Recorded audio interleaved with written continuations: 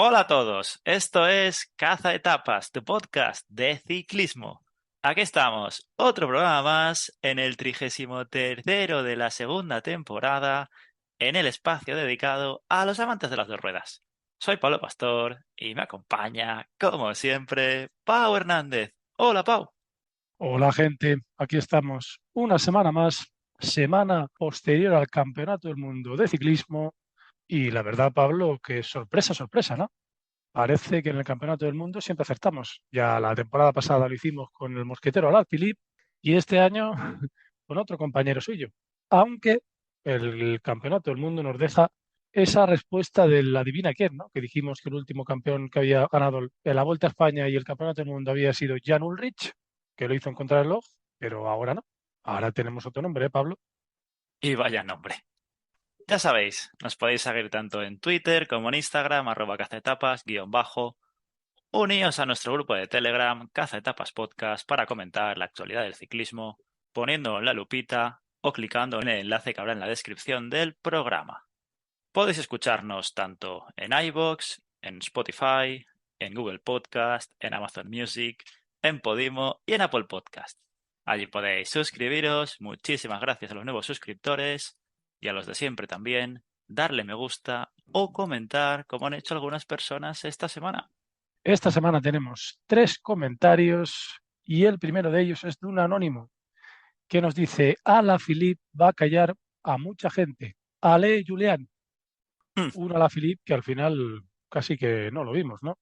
Sí que es verdad que tuvimos a una selección de Francia muy activa, sobre todo que se metieron en la escapada principal, pero yo creo que no se metieron con los ciclistas adecuados y al final, a pesar de tener más ciclistas que ninguna otra de las selecciones, no se llevaron el gato al agua. Eso sí, se llevaron una medalla de plata, la verdad que es sorprendente, ¿eh? Ya hablaremos del final, pero desde casa fue un auténtico espectáculo. Christophe Laporte se llevó esa segunda posición, quitándole la medalla a su compañero Wout van Aert, entre otros nombres. Seguimos con Rodolfo que dice, ganador Remco, ataque de lejos y los demás sin gastar para no llevar a Van Aert. Si Bélgica corre a controlar, no ganarán. Rodolfo, me quito el sombrero, chapo. Desde luego que dista en el clavo y casi se llevan medalla de oro y otra medalla, ¿eh? Porque Van Aert fue cuarto y ya hablaremos sobre el tema, pero un Van Aert que quizá recordará el no haber acudido a la contrarreloj, ¿no? Y finalmente otro anónimo que nos dice, el Mundial va a dejar más derrotados que vencedores. Se antoja uno de los mejores de antaño. Anónimo, yo estoy contigo. Desde luego que ha dejado a muchos más derrotados que vencedores. Eso sí, al vencedor, vaya año el del Remco Evenepoel, el pequeño caníbal, que Sí. sí que es un caníbal, ¿eh? Es un caníbal que solo hace que comer y dejar víctimas atrás y entre ellas algún compañero de equipo, ¿no? Aunque al final de la etapa parecía que Van Aert estaba muy feliz. ¿Sería una careta, Pablo? Bueno, ya hablaremos de ese saludo final, pero ahí hubo muchas lecturas. Desde luego. Vamos ahora con los temas que se tratarán durante el 33º programa de la segunda temporada de Caza Etapas. Como ha dicho Pau, programa dedicadísimo al Mundial de Wollongong, tanto la carrera en ruta sub-23 como la élite. Además, haremos un pequeño debate sobre el mismo y tocar hablar sobre las pocas carreras que ha habido también durante la semana, como fueron la Omloop Van Het Holland y la clásica París-Choggy. También la Cross Race empezará, pero la dejaremos para el siguiente programa. Habrá que echar un ojo al ranking UCI, que ya hay un equipo que se ha salvado virtualmente después de su medallita en el Mundial. Y Salseos Ciclistas, que viene hoy calentito, calentito. Pero antes de hacer todo esto, a ver, el otro día fue premonitorio de que irá hoy el Adivina quién soy. La primera pista de la Divina Quién Soy tiene que ver con la última clásica que tendremos esta temporada, el último monumento, que es el Giro de Lombardía, y nuestro ciclista incógnita es el último en ganar 2 años consecutivos, cosa que puede conseguir fenómeno Tadej Pogačar en esta temporada. Recordemos que la temporada pasada Tadej Pogačar se llevó el Giro de Lombardía. Sí que es verdad que vendrá con ganas, ¿no? El esloveno, después de lo que pasó en el Mundial. después de lo que hizo en las clásicas de Canadá, demostrando estar en un gran momento. En el Mundial no consiguió demostrarlo y en este Giro de Lombardía querrá repetir, ¿no? Sabemos que es un corredor total, pero aquí va a ser una clásica a seguir, ¿eh, Pablo? Habrá mucho fenómeno, mucho crack, con ganas de demostrar la clase ciclista que son y va a estar muy emocionante. Pero la primera pista es que nuestro corredor incógnita ganó 2 años consecutivos y es el último en hacerlo. Interesante. Empezamos con el Mundial de Wollongong con la carrera en ruta sub-23, 169,8 kilómetros, dando únicamente vueltas al circuito. En este caso fueron 10. El tiempo fue bastante malo, mucha lluvia, frío. ¿Y qué decide la carrera? ¿Cómo no? El Monte Pleasant, en el que en la última vuelta Fedorov y Matías Vacek se fueron del grupo de los favoritos. Hubo una lucha por ver si les alcanzaban, se relevaron bien y llegaron los dos hasta meta, imponiéndose el del Astana, el kazajo Fedorov, siendo segundo, el futuro corredor del Trek, Matías Vacek, de la República Checa, y tercero, cerrando el podium, el campeón en crono Soren Warensgold, el noruego.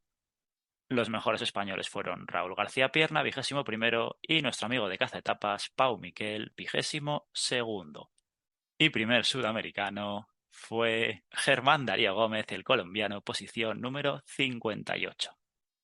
Aquí que tuvimos ya una sorpresa, ¿no, Pablo? Porque Fedorov, la verdad que había estado con el Astana todo el año, Hmm. pero no había hecho mucho.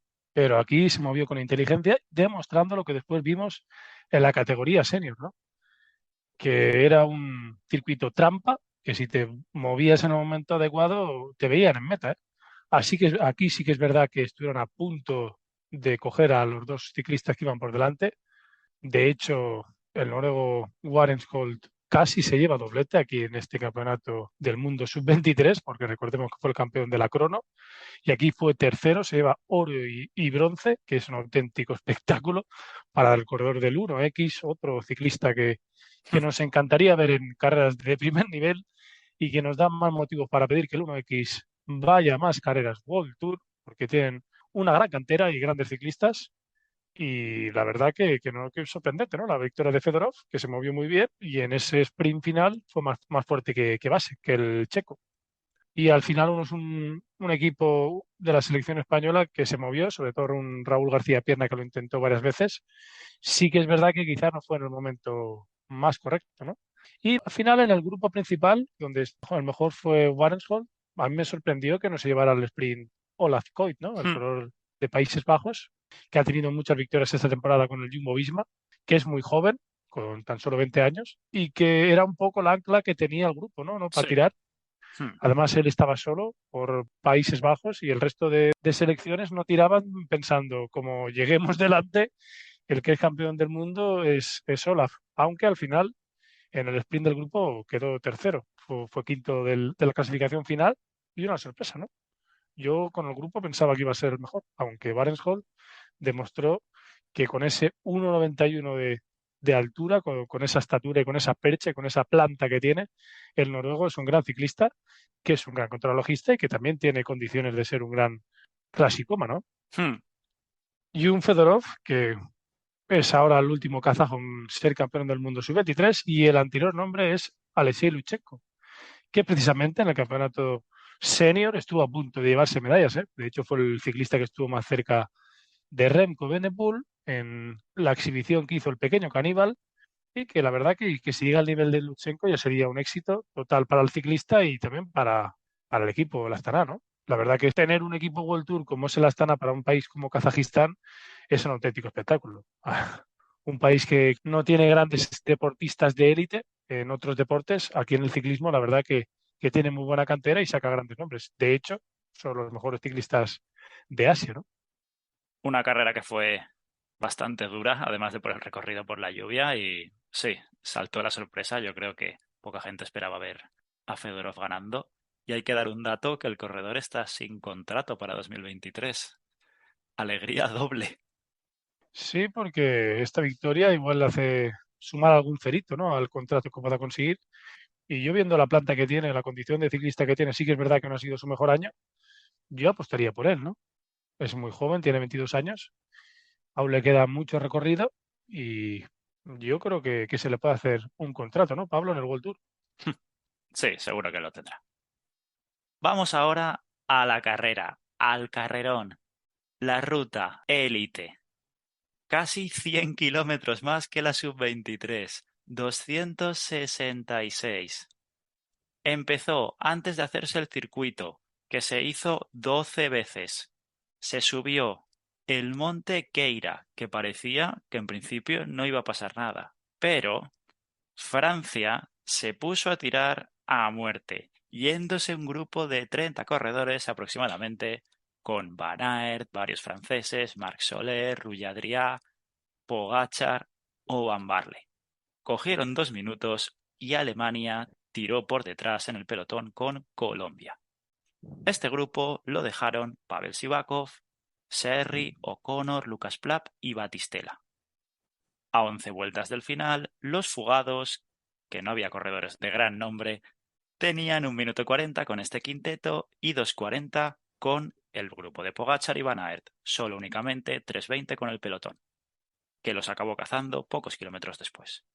A 150 de meta, España tiraba del pelotón con Holanda, y los grupos, tanto el de Sivakov como los fugados, se fusionaron. A 75 pasó el desencadenante, otro francés, Quentin Pacher, provocó un grupo de 25 en el que entraron 3 belgas, incluyendo a Evenepoel, Lutsenko, Nairo, Bardet o Hindley, entre otros. Se acabaron fusionando con los de delante y Remco se ponía en cabeza con continuos hachazos entre todos. Se iba ya la ventaja con el pelotón a los 2 minutos. A 41 del final, por detrás, Madou aceleraba y por delante Francia también. Curioso. Pero llegó el pequeño caníbal, que no sé si le tendrás que cambiar el nombre, a 34. En la bajada, lo probó y se fue con Lutsenko. Les perseguían Einhorn, Skelmous, Rota y Schmidt.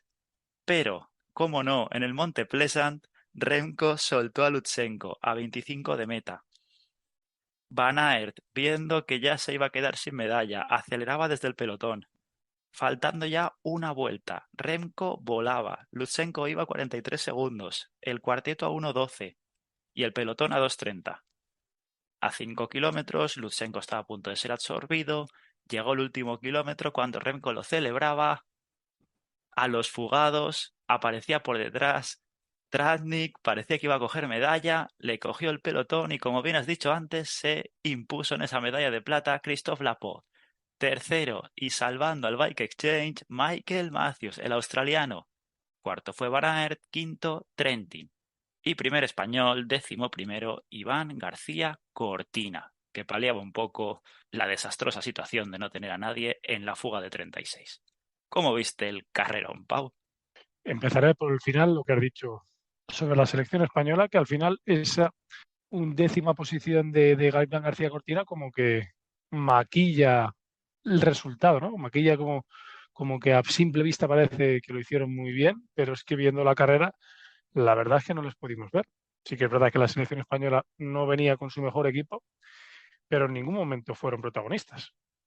Teniendo una escapada de tantos ciclistas, quizá no ver ahí a un Marc Soler, por ejemplo, para mí fue una auténtica lástima, pensando que había tres ciclistas de Bélgica, tres ciclistas de Francia, qué mínimo que meter a un corredor, ¿no? Más viendo el nivel que había en la escapada y más viendo el circuito, que era un circuito que era difícil de controlar y que viendo la escapada en cualquier momento podías coger medallas y si te movías con picardía. Quizá no tuvimos ese movimiento que toca, pero al final esa undécima posición de Iván García Cortina, que parece que no está mal, ¿no? Con los ciclistas que traíamos aquí a Australia. Ya hemos hablado de España, Pau. Estamos los dos de acuerdo, que no fue la mejor carrera, pero ¿cuál fue tu titular del Mundial? Y ya entramos en el debate. Mi titular sería El pequeño caníbal quiere ser el gran caníbal. Yo me quedo con Remco, clasicómano o grandes vueltas. O lo quieres todo, porque Lo, madre mía. qué espectáculo. Ya lo hemos dicho muchas veces, arranca, coge 30 segundos, lo ves en meta. Es que también fue listo, siendo el único gran favorito en meterse en la fuga, pero es que la carrera fue apasionante. Y lo que has dicho tú, Francia tenía mucha cantidad siempre, pero calidad no llegaba a la de Remco. La calidad la llevaba detrás, ¿no? Hmm, De hecho, hubo un momento que yo no entendí, la verdad, nada, sí. que fue el momento en el que Remco se fue por delante con Lutsenko, después se fueron los cuatro ciclistas por detrás, no había ningún francés, y seguía el grupo de detrás con Bardet y no se dejaban ir para atrás. Yo creo que el mejor movimiento hubiera sido dejarse ir, unirse con Alaphilippe, Hmm, con Cosnefroid e intentar ir hacia adelante, ¿no? Era la selección con más ciclistas, el movimiento no había salido bien y se vio, ¿no? Al final llegaron con Christophe Laporte, además, que ya vimos lo fuerte que estaba en el sprint final. Y yo creo que si se hubieran puesto todos a trabajar, quizá dejando a Christophe Laporte, que parece que era el más fuerte, sin gastar energías, podían, no sé, quizá llegar a Renko es muy difícil, pero claro, y es que llegaron a 2:21 de Renko, ¿eh? Que es un auténtico espectáculo el que hizo el belga, porque les sacó muchísima diferencia, ¿eh? Yendo él solo más de 30 kilómetros, y es algo que suele hacer, ¿no? Al final, tú has dicho que si ganador de grandes vueltas o clasicómano, yo diría que lo que quiera, ¿no? Y gana hmm, siempre de la misma manera, sí, buscando su marcheta, parece que es más listo que el resto, sabe cuándo moverse, de qué manera y cómo, y aquí lo volvió a demostrar. Se metió en la fuga correcta y después, teniendo grandes rivales, porque al final también había grandes nombres detrás, se movió cuando tocaba, se llevó a Lutsenko, que es un gran ciclista, y en el momento correcto lo dejó atrás. Al final, parece que con 22 años, de hecho, debería haber estado compitiendo en la categoría sub-23, en la senior, hace un auténtico espectáculo. Ya lo hizo en categoría junior. Y en la categoría sub-23, porque no ha participado, ¿no, Pablo? Porque si hmm, no, hubiera hecho lo mismo. No sabe otra cosa que ganar y ganar haciendo exhibiciones, demostrando que es un gran rodador, que es un gran escalador y que si le decimos a Wood Van Aert la navaja multiusos, a Remco lo que le falta un poco es ese punch final, que parece que tampoco es lento el joven belga. Quizá no es más rápido porque no tiene condiciones de correr con punch, pero ¿qué más le podemos pedir? Le podemos pedir poquito, ¿no? A Remco. Y el resto de selecciones, pues sobre todo Francia, quizá deberían haber cambiado su estrategia. Pero claro, llevando detrás a Wout van Aert, es que con semejante calidad, Pablo, hmm. es muy difícil, porque Francia pensarían, si llevamos al grupo hacia adelante, Wout van Aert nos da matarile, aunque al final parece que Laporte, su compañero de equipo, estaba más fuerte. Y finalmente hablaré de Michael Matthews, el australiano, que aquí da la razón a los que decían que los equipos que estaban luchando por quedarse en el World Tour deberían haber dejado ir a sus mejores ciclistas. ¿Por qué? Porque como hagan una buena posición, aquí se repartían muchos puntos UCI Sí. y podían ayudar a la salvación. Aquí Michael Matthews consiguió 400 puntos UCI, ¿eh? Que se dice pronto. Y como bien has dicho, casi que sentenció que el Bike Exchange continúa en el World Tour. Hmm. Nada, el resto de equipos tendrán que empezar a pensar, ¿eh? También es verdad que equipos como el Education First tuvo a Alberto Petiol en octava posición, 150 puntos UCI, pero aún hay una serie de equipos que van a estar sufriendo, ¿no? Veremos cómo acaba la cosa. Una carrera en la que se notó que no había pinganillos, porque tácticamente bastantes corredores y bastantes países fueron calamitosos, hay que decirlo claros. Muchos decían al llegar que no sabían ni por qué posición estaban sprintando, entre ellos Laporte, Van Aert y Matthews. Cuánto han cambiado las cosas, con pinganillos que van muy dirigidos y seguramente con ellos el quinteto que en el último kilómetro iba delante del pelotón hubieran luchado por la medalla, pero se los echaron encima y ya fue imposible. Hay un corredor que parecía desahuciado, por mí el primero, como era Peter Sagan, que aquí hizo una séptima posición, también muy sorprendente, pero se le vio en forma.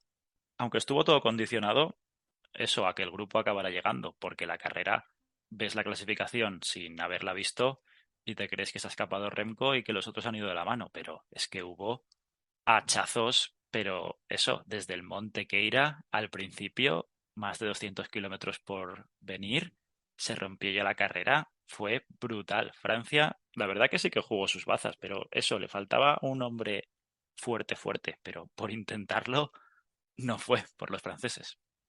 Quizás si hubieran tenido delante a Cosnefroid, a Julian Alaphilippe o a Christophe Laporte, hubiera cambiado el tema, ¿no? Pero llevan delante a Bardet, a Madouas, y no son ciclistas con un gran punch final y tampoco son ciclistas que se muevan en este terreno rompepiernas, ¿no? Hmm. Que sepan cuándo buscar la escapada, ¿no? Y lo que tú dices, al final se nota que los pinganillos marcan mucho la carrera y destacar, pues, esos cuatro ciclistas que iban detrás de Remco, que casi que se pararon luchando por la segunda posición y al final les pasaron todos, ¿no? Quizá el que mejor acabó, bueno, quizá no, sino quizá fue Matías Esquelmous, del Hmm. cual ya hablamos aquí, el joven danés, que la verdad que hizo un campeonato del mundo espectacular. Fue décimo al final y el resto de ciclistas de la escapada, un Lorenzo Rota que fue decimotercero, un Mauro Schmidt, el otro corredor del Quick Step, el suizo muy joven también, que fue decimoséptimo, y por ejemplo después a Lutsenko, que estuvo delante con Remco, que lo tuvimos en 24ª posición, ¿no? Hmm. Casi que se dejaron comer la tostada pensando en las medallas y quedaron casi fuera de los puntos UCI, todos los ciclistas, demostrando que el ciclismo cuando es libre es un caos. De hecho, una de las imágenes de la carrera es cuando Remco estaba en la última vuelta, le quedaba la última subida y poco más, y esa pregunta, la foto de la cámara diciendo, ¿cuánto tengo? Time, please. No sabía a cuánto iban los demás. Si se lo hubieran dicho, casi que hubiera podido celebrar durante 2 kilómetros la victoria, ¿no? Y ese final, con esa emoción total por parte de Remco, supongo que recordando la temporada pasada, las críticas que tuvo sobre su persona, además teniendo el Campeonato del Mundo en Bélgica y siendo la selección principal, y aquí un poco se desquita, ¿no? Con 22 años, mucho tiempo de desquitarse tiene pues, en muchas carreras, ¿eh? Hmm. Veremos de lo que es capaz y cuando decimos que estamos en la época dorada del ciclismo, la verdad es que es así, ¿no? Porque qué cantidad de ciclistas buenos y qué cantidad de ciclistas que se mueven en todos los terrenos, ¿eh? Ojalá de aquí a pocas fechas tengamos aquí a un Juan Ayuso o un Carlos Rodríguez y puedan estar luchando con estas superfiguras que tenemos actualmente en el mundo del ciclismo, ¿no? Y que nos hacen disfrutar, aunque casi que nos da igual la selección de la que sean, ¿no? Coincido contigo, totalmente de acuerdo. ¿Cuál fue tu sorpresa del Mundial de Wollongong? Al final voy a decir dos. Principalmente la sorpresa fue Remco, que yo Hmm. esperaba que sí que se moviera, pero al final que hubieran más control por parte de las selecciones y que fuera más un gregario para Van Aert, para controlar un poco la carrera, pero hizo su carrera, le salió de la mejor manera y hizo una auténtica exhibición, ¿no? La misma que hizo este año en la Lieja-Bastogne-Lieja o la misma que hace casi siempre que va a la clásica de San Sebastián, ¿no? Porque se lleva las clásicas llegando solo a meta. Hmm. Y la siguiente sorpresa para mí es un Peter Sagan, que yo lo daba por desahuciado totalmente después de las clásicas de Canadá y que casi que con esta séptima posición en el Mundial es su mejor actuación dentro del World Tour, ¿no? Porque además hay que destacar que en esa última subida yo pensaba que muchos de estos sprinters que no llegaban en su mejor momento iban a Hmm. quedarse atrás, pero Sí. Peter Sagan estuvo muy bien y, por ejemplo, Alexander Kristoff, dando más nombre a la selección de Noruega, pues esto también, el corredor del Intermarché, que también aguantó con los mejores, hizo una gran posición. Los veteranos han hecho un gran mundial, porque Michael Matthews también es un ciclista de los que podríamos decir veteranos. Hmm. Para mí la sorpresa fue todo lo que rodeó a Matthew Van Der Poel durante la carrera Mm. y sobre todo antes de ella, porque obviamente todos los que nos escuchan ya lo sabrán, pero la noche anterior parece que en su hotel había como una fiesta por los pasillos que tocaban a su puerta, había unas niñas menores, Matthew Van Der Poel salió, se lo recriminó, parece que no de las mejores formas, hubo algún encontronazo, ellas llamaron al hotel, este llamó a la policía, se lo llevaron arrestado, volvió otra vez, durmió poco y se ha acabado retirando. Me parece muy poco inteligente. Aquí, desde luego, amamos a Matthew Van Der Poel. Os parece un corredorazo, pero quéjate al hotel o al masajista o a cualquiera de la selección o a otro compañero, pero si tú eres el líder, no te metas en esos berenjenales, porque parecía que se iba a quedar 6 semanas en Australia, pero finalmente ya ha podido volver a Holanda, se ha quedado en una multa, la ha pagado y se ha salvado de una buena. Sobre todo porque las leyes en Australia son diferentes aquí en Europa Hmm, y le quitaron el pasaporte y casi que ha tenido suerte, ¿no? sí, Podemos decir que sale casi ileso del problema y al final yo creo que como tú dices, lo que debería haber hecho es dejar que alguien del staff se ocupara. Seguro que había mucha gente de Países Bajos que podría haberse ocupado del problema, pero sí que es verdad que quizá ellos son deportistas de élite, están acostumbrados a descansar, a tener un clima tranquilo. Y también habría que ver cómo fue la situación, ¿no? sí. Ahora estoy pensando yo en que desde las 8 estuviera intentando dormir, pero a las 10 de la noche y si están haciendo mucho ruido, tocando la puerta y molestando, mm, difícil, ¿no? Pero sí que es verdad que entendiendo que está en un país extranjero, otra cultura, anglosajona además es un país que ya vimos en el tenis, por ejemplo, con Djokovic, que son muy rectos, que no Sí. dejan pasar ni una y casi que hubiera tenido que tirar del equipo, ¿no? Y si fuera necesario, haber cambiado de habitación, que seguro que no le hubieran puesto ningún problema, más siendo una estrella como es Matthew Van Der Poel. Y al final fue una lástima no tenerlo aquí en el Campeonato del Mundo, porque al final casi que no participó. Y conociéndole, además, ya habíamos visto que estaba en un gran momento. Recordemos lo que hizo en el Gran Premio de Valonia, donde trabajaba para Philips en ese sprint final en su vida y se acabó llevando esa clásica por delante de Vinian Girmay o de Gonzalo Serrano. Parecía que llevaba en un gran momento y una lástima, ¿no? Porque además, conociendo a Matthew, si está en buen momento, hubiera sido un animador. Y quizá hubiera estado en esa escapada con Evenepoel y hubiéramos visto, ¿no? O quizá detrás y con Wood Van Aert hubieran dado más ánimo a todo, porque al final Matthew es un corredor que los pinganillos yo creo que no le importan mucho y que está hecho para el campeonato del mundo. Lástima, siguen pasando los años, sí que es verdad que aún tiene buena edad, tiene 27 años, pero parece que nunca le vemos competir realmente en un campeonato del mundo, ¿no? Llega fuera de forma o no participa o le pasa este problema.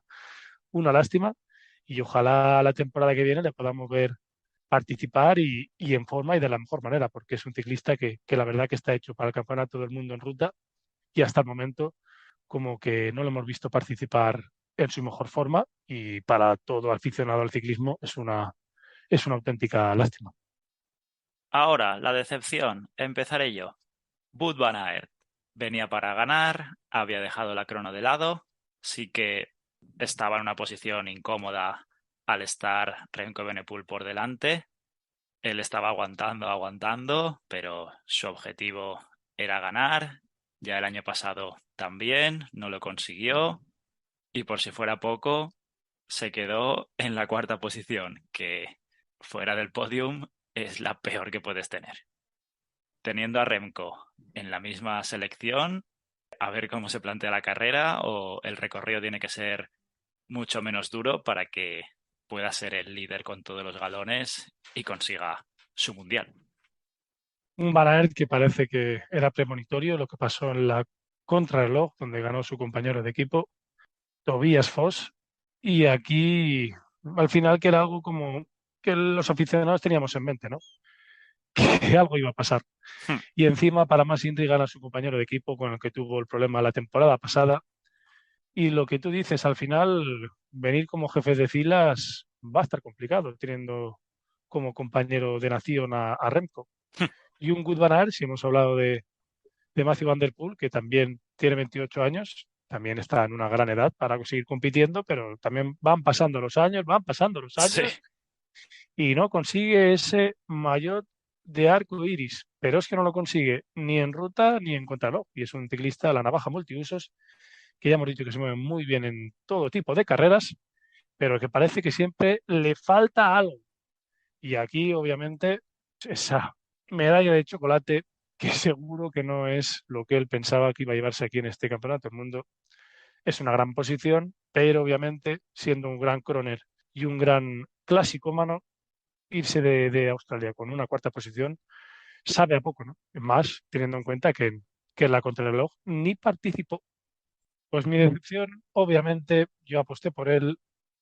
Sí que es verdad que he hablado de él en el Adivina quién, por lo que puede hacer en el Giro de Lombardía, si irá con ganas, pero para mí la decepción fue Tadej Pogačar, que quedó en decimonovena posición. Sí que es verdad que estuvo ahí, pero yo creo que en ningún momento lo vimos, ¿no? Hay que tener en cuenta que su selección no es muy fuerte, la de Eslovenia, pero por ejemplo a Jan Tratnik finalmente estuvo más delante que Pogačar, ¿no? Sabiendo la clase de corredor que es Pogačar, que siempre quiere ganar, después de lo que hizo en Canadá, para mí fue una sorpresa que estuviera tan atrás. Más que nada también que no lo viéramos, ¿no? Así que mi decepción, como no, es Pogačar, porque lo vi como ganador y no estuvo en ningún momento. Fue otro de los que dijo que como no había pinganillos no sabía por qué se sprintaba, pero que él tenía piernas para estar más adelante. Una lástima. Y lo que pasa, lo que has dicho tú, con un país como Eslovenia, mucho se ha de juntar el recorrido para que pueda tener opciones, porque es una carrera que ya se ha visto que se marcan mucho y hay equipos que te van con 8, con 9 corredores y todos de gran nivel, como ya se ha visto en varias selecciones. Y quizá la baja de Primo Roglic también a Eslovenia le hizo daño, porque es una selección que al final no son muchos ciclistas, sí que es verdad que son de calidad, pero una baja como la de Roglic siempre pesa, ¿no? Le pesaría a cualquier selección. Imagínense si hablamos de Eslovenia, que no tiene muchos ciclistas. Ahora estoy pensando en que en vez de Tratnik hubiera estado delante Roglic, a rueda de Benepul cambia la cosa, ¿eh? Teniendo a Pogačar por detrás. Pasamos al mejor país del mundial. Yo voy a quedarme con Australia. No tenían el mejor bloque, estuvieron en todos los cortes y finalmente tuvieron la medalla de bronce con Michael Matthews. Espectacular para mí el país, anfitrión. Un gran premio, sí que es verdad que consiguieron a Michael Matthews porque el Bike Exchange se lo permitió y al final premio redondo para el equipo, para el corredor y también para la selección. Y Australia con un papel, ¿no? Estando aquí en su país, un gran premio y la verdad que estarán muy contentos. Y para mí, la selección, podríamos decir que dentro de lo que tienen, sacaron el máximo, voy a decir a Kazajistán. ¿Mm? Y haré mi unión aquí con lo que hicieron en la sub-23, ¿no? Es un país pequeño, sí que es verdad que tiene un equipo en el World Tour, pero con poquitos mimbres, aquí estuvieron cerca, pero ¿cuántas horas de televisión tuvo Kazajistán entre la sub-23 y la categoría senior? Mucho más que, por ejemplo, España, ¿no? Poniendo nombres. Y la verdad que no tiene muchos ciclistas de calidad y tampoco tiene muchos participantes. Se llevaron el Campeonato del Mundo sub-23 y en esta categoría senior, Luchenko estuvo ahí. Sí que es verdad que quizás si hubiera habido pinganiños, Pablo, en ese grupito de 4 o 5 hubieran luchado sin dejarse llevar tanto y Hmm. quizás Luchenko en vez de 24 hubiera estado dentro del top 10, ¿no? Lo más normal. Continuando con la peor selección, me mojaré yo antes. Voy a decir, aunque no tenía el mejor bloque, a Italia. A pesar de tener hasta 3 corredores en el top 13, pero en ningún momento mostraron una estrategia bastante adecuada, ya que Lorenzo Rota no era su mejor baza y es el que estuvo en el corte definitivo. Ahí es donde hubiera tenido que estar Alberto Betiol, por ejemplo, o Davide Ballerini, que ni le vimos. De Trenti no se puede pedir más. Batistela también estuvo, pero en el definitivo, ahí es cuando tenían que estar. Pero es una lección bastante difícil, desde luego. Pues yo voy a quedar con la selección de Gran Bretaña, que sí que es verdad que no eran favoritos, pero traían aquí grandes jóvenes. Esa novena posición de Van Hayter está bien. La decimocuarta de Ventulet también está bastante bien, pero yo voto por ellos porque apenas les pudimos ver. Sí que es verdad que era un equipo joven, pero me faltó verles en la escapada principal, Hmm. dentro de esos nombres, y después trabajar, ¿no? Porque sí que es verdad que Dan Hayter no era el favorito indiscutible, pero es un hombre que se mueve bien en esta clase de sprints en pequeños grupos. Tenían bastantes corredores y principalmente voto por ellos porque no les pudimos apenas ver. Son jóvenes, esto sirve como aprendizaje. Seguro que la selección de Gran Bretaña va a dar muchas alegrías al país, porque tienen ciclistas muy jóvenes y de grandísima calidad, pero aquí podrían haber dado un poco más, al menos intentándolo, ¿no? Estando en las escapadas y dando un poco de juego. Totalmente de Ta- acuerdo. Era la otra que También iba a es, decir yo, si no. también es verdad que España también habría podido meter algún ciclista en la escapada principal, ¿no? Estoy pensando, ya he dicho antes, en Marc Soler, pero quizá Roger Adrià, alguno de los nombres que venían también, aunque fuera de equipos pro team. Tenemos que hablar de España un poco también, ¿no? Esa undécima posición de Ima García Cortina tapa un poco las carencias, ¿no?, del equipo. Sí, ya lo hemos dicho antes, que desde luego no ha sido un buen mundial para España. Para acabar, la imagen del mundial, ¿con cuál te quedas? Para mí la imagen del Mundial van a ser dos, es el mismo ciclista. Mm, Primero esa imagen de Remco Evenepoel hablando con la moto de las cámaras diciendo con los dedos en la muñeca cuánto tiempo llevo, tengo ventaja, y ese final, ese sprint final en el que Remco saca toda su rabia. De hecho, casi que celebró más este campeonato del mundo que la Vuelta a España, ¿no? mm, Parecía que tenía algo pendiente con esta carrera y con 22 años se lo quita de encima, ¿no? Ya puede estar tranquilo. mm. Yo voy a quedarme con otra en la que también participa Remco, que es cuando acabó la carrera, todos sus compañeros iban a él a felicitarle, pero uno no lo hacía. Wout van Aert se acercó Remco a él, la frialdad era absoluta, parecía como cuando alguien que ha hecho algo malo va a disculparse porque lo sabe, fue a tocarle por detrás, ahí ya sonrieron, pero creo que fue un saludo con mucho que leer entre líneas, que su relación es puramente profesional, ya se vio también en el campeonato del año pasado del mundo, y que si no se sabe gestionar bien desde el seleccionador, puede que salten muchas chispas en el futuro. Sí, porque los dos ciclistas son grandes clasicómanos, como han demostrado, pero también son grandes croners. Y seguro que los dos quieren llevarse el arco iris más años, ¿no? Hubo mucha sonrisa, Pablo, pero frialdad total. Dejamos el bloque completo del Mundial de Wollongong para saber la segunda pista de Adivina quién soy. Y la segunda pista de la Adivina quién soy es que nuestro corredor incógnita ha estado en el podium de las tres grandes. Eso sí, no ha ganado ninguna. Mm, esta me ha descuadrado un poco. Creía que lo sabía, pero ahora ya estoy fuera. Empieza a pensar Pablo. Sí. Continuamos con las dos carreras que ha habido durante la semana. La primera fue la Omloop Van Het Holland, categoría punto .1, en Bélgica, 196 kilómetros. Perfil bastante quebrado, pero se llegó al sprint.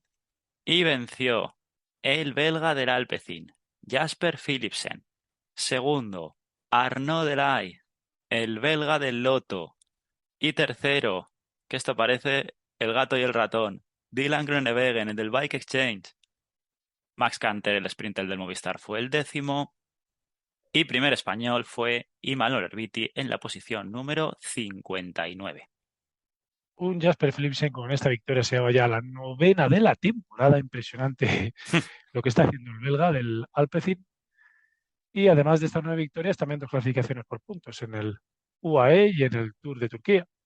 Gran temporada la del corredor del Alpecin, que ya se llevó un par de victorias en el Tour de Francia y que el fin de año está siendo bueno, porque el Lagoisque Pil hace pocos días fue segundo también, por detrás de Gerben Dixon. Al final unos sprinters que están todos luchando por puntos UCI, quizá Dylan Groenewegen ya se puede tranquilizar, pero Arnaud Delay tiene que seguir sumando, ¿eh? Tiene que seguir sumando. También tengamos en cuenta que Brian Cocard, por ejemplo, otro de los hombres rápidos del Cofidis, que es otro de los equipos que está luchando por mantenerse, fue séptimo y consiguió 35 puntos UCI. Arnaud Delay sumó 85, no se acerca mucho, ¿no? Aquí el Lotto Soudal. No, desde luego también estas últimas semanas Groenewegen ha hecho bien de ancla, puntuando bastante. Al final el fichaje del holandés le ha venido bien al Bike Exchange. Porque también en la otra carrera que se disputó el mismo día que el Campeonato del Mundo, la Paris-Chaugy, en Francia, de 203,5 kilómetros, venció al sprint, contra todo pronóstico, el del Cofidis, el italiano Simone Consoni. Y segundo fue Groenewegen, otra vez. Tercero, Jason Tesson del Saint-Michel Auberge 93. Y aquí fue Hofstetter el cuarto del Arkea y quinto del AI del Loto. Aquí el Cofidis que le saca más puntos al Lotus Sudal y se complica la cosa, para el equipo belga. Parece que lo tienen complicado, Pablo. Y además teniendo en cuenta que lo están dejando todo en manos del jovencísimo Arnaud Delay, porque a Caleb igual no lo estamos viendo. Si tu equipo está en manos de un joven de 20 años, problemas, grandes problemas, a pesar de que es un joven con gran futuro y con gran presente, pero todo no puede estar en sus manos. Aquí, tanto el Bike Exchange como el Cofidis como la Arkea le sacaron puntos al Lotto Soudal. Ya hemos comentado que la Cross Race se está disputando, pero la dejaremos para el siguiente programa. Y ligándolo con los puntos UCI que decía Pau, ya dijimos que Movistar está prácticamente salvado, Bike Exchange ahora está el 15º, también casi salvado. Y por detrás podríamos decir que ya hay solo 4 equipos disputándose, que son Education First, Arkea, Cofidis y Loto. Pero lo que dice Pau, la distancia cada vez se reduce menos y únicamente quedan el 8% de los puntos por disputarse de la temporada. De hecho, el Lotto Soudal ya está a casi 1000 puntos del Cofidis y del Arkea. Hmm, Mucho decir, es que es verdad que quedan aún puntos, pero tienen que sumar casi todos, ¿no? Tienen que sí. hacer top 3 en las clásicas que quedan y hacerlo bien. Y no sé si tienen tantos miembros. Esa es mi sensación. Sí que es verdad que el Arkea y el Cofidis tampoco son equipos que vayan sobrados, pero ya estamos viendo que están sumando y de qué manera en estas clásicas de un día. Caleb Ewan ha tenido unos problemas los últimos días y por eso no ha disputado carreras, pero no es que tenga el Loto que hacer podiums, es que lo que no han de hacerlo son sus rivales, porque ya hemos visto que el Loto está sumando en todas las carreras, pero siempre hay un Bike Exchange, un Cofidis, los Arkea, siempre están en medio.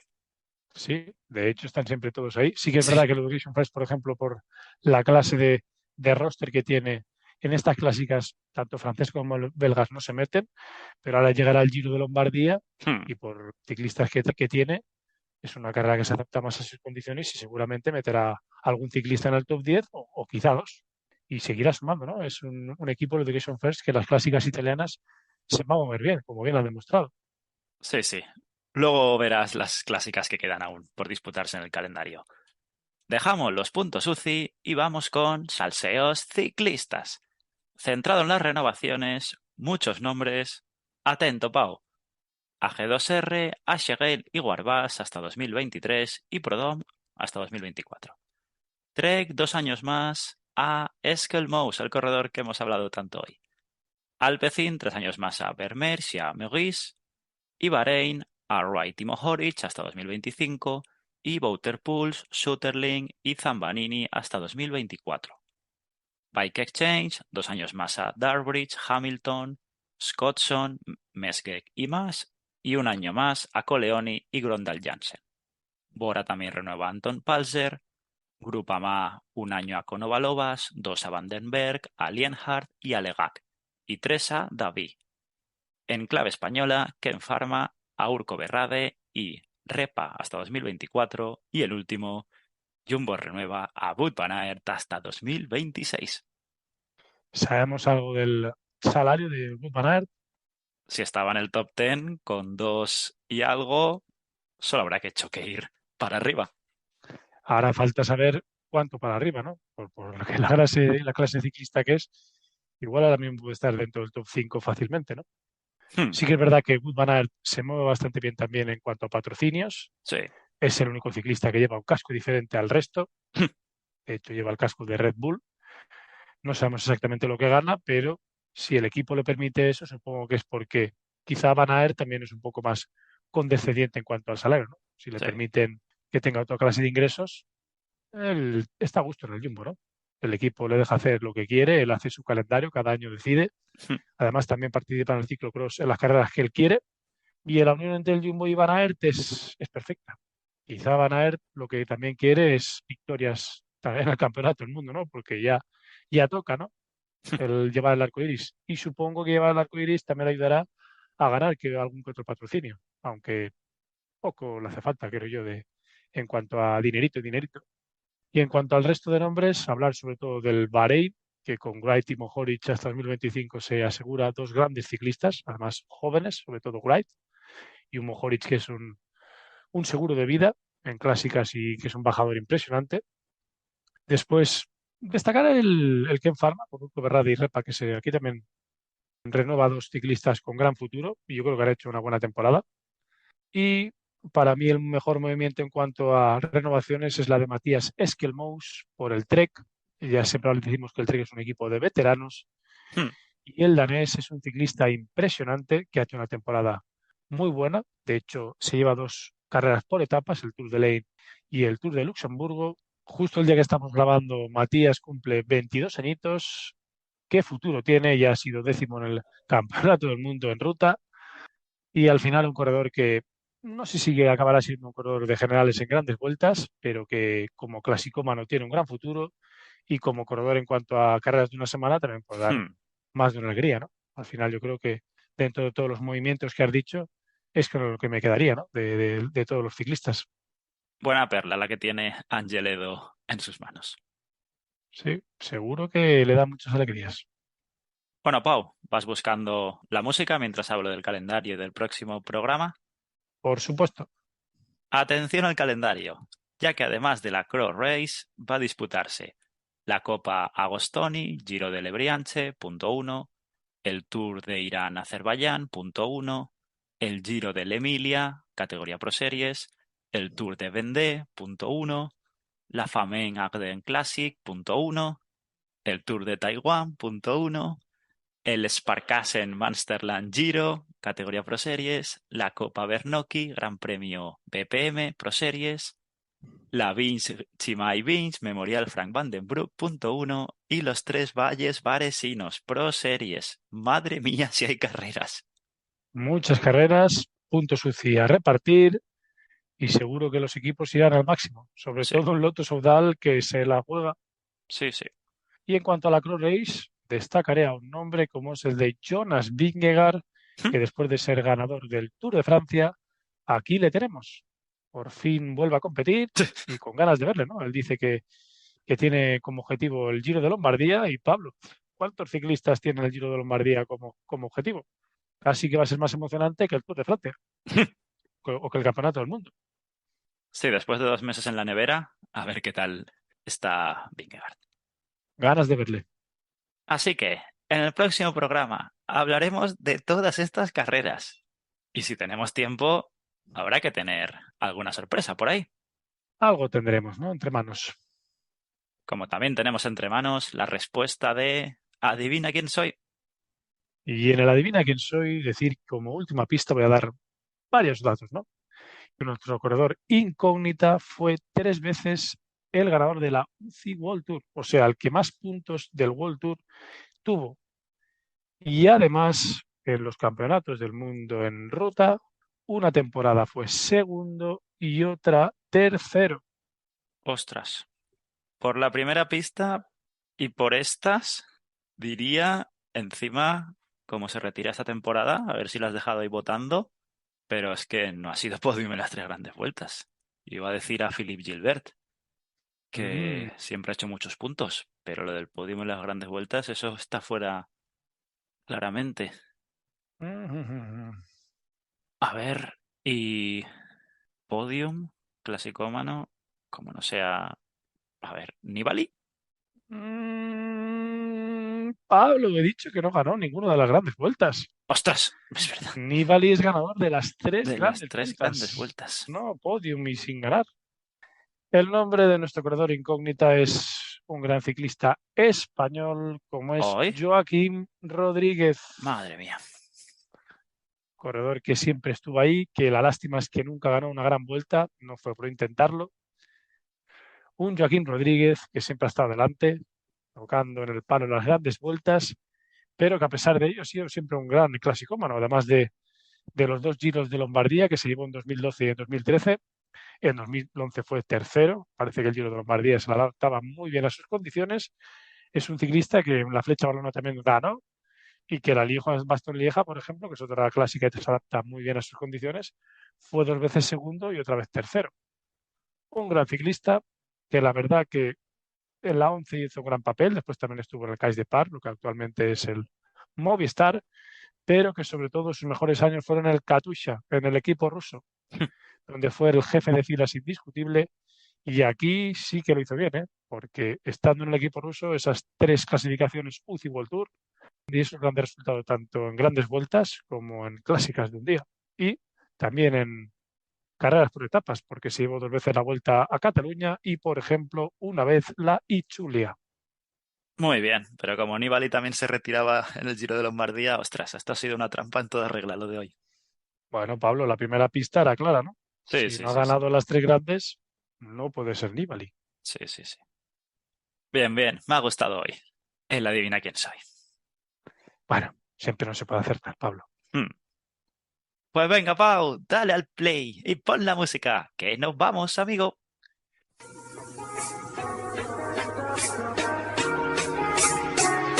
Esto ha sido todo por hoy. 33º programa de la segunda temporada de Caza Etapas, muy completo sobre el Mundial de Wollongong. Y aquí seguiremos hasta que acabe la temporada. Nos podéis seguir tanto en Twitter como en Instagram, @cazetapas, _bajo. Uníos a nuestro grupo de Telegram, Cazetapas Podcast. Podéis escucharnos en iVoox, en Spotify y en el resto de plataformas. Allí podéis suscribiros, darle a me gusta o comentar lo que os dé la gana. Adiós, adiós. Hasta luego, gente. Bye, bye.